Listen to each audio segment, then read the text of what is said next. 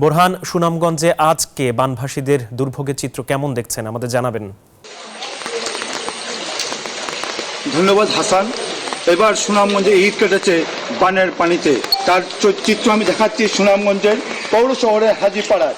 মানুষের যে দুর্ভোগ, হেঁটে হেঁটে কোমর পানি পর্যন্ত হেঁটে হেঁটে মানুষ মূল রাস্তায় যাচ্ছেন। রাস্তাঘাট বন্ধ হয়ে গেছে, বাড়িতে আপনার কোমর পানি পর্যন্ত মালামাল নেওয়ার স্থান নাই। সুনামগঞ্জের এমন কোনো পৌর সহ আপনার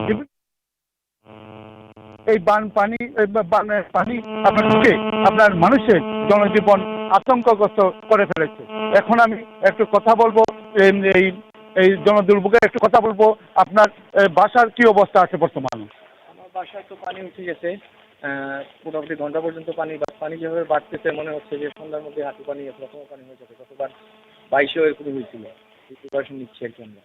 সার্বিক অবস্থা এখন কি আছে বাসায়? সার্বিক অবস্থা তো আপনারা তো দেখতেছেনই, খুবই ভয়াবহ অবস্থা। আমাদের বাসা একটু উঁচা, তার জন্য কমর পানি, কিন্তু অলরেডি আমাদের এলাকার প্রথম যে বাসাগুলো আছে ওইগুলো অলরেডি কমর পানির নিচে।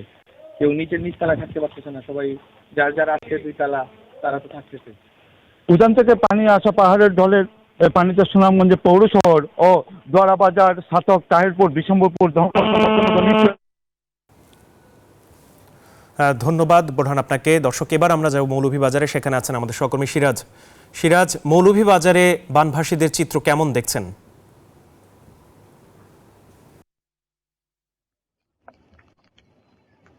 ধন্যবাদ।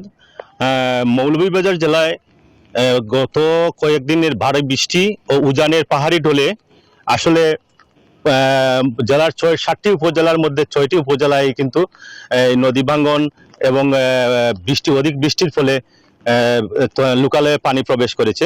আমরা পানি উন্নয়ন বোর্ডের সাথে কথা বলেছি। ওনারা জানিয়েছেন আমাদেরকে যে মৌলভীবাজার জেলার নদ নদীর পানি কুশিয়ারার দোলাই, মনু এবং জুড়ি নদীর পানি বিপদসীমার উপর দিয়ে প্রবাহিত হচ্ছে।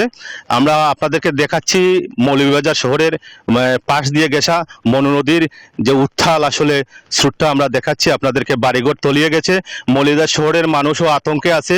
পাশাপাশি জেলার অন্যান্য উপজেলাগুলোতে সকালে থেকে প্রচুর বৃষ্টিপাত হওয়ার কারণে একটা আতঙ্ক, প্রায় 3 লক্ষ মানুষ আতঙ্কে রয়েছেন।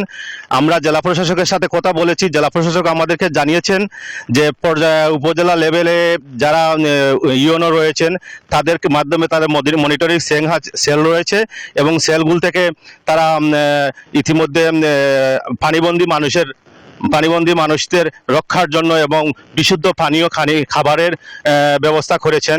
আমরা সেই সাথে আরও জানিয়ে দিচ্ছি, আজকে সকালে ছিল পানির কিছুটা নিচে, কিন্তু এখন দুপুরবেলা আমরা জেলার 6টি উপজেলায় পানি আরও অধিক গতিতে বাড়ছে বলে আমাদেরকে বিভিন্ন স্থান থেকে আমরা তথ্য পেয়েছি।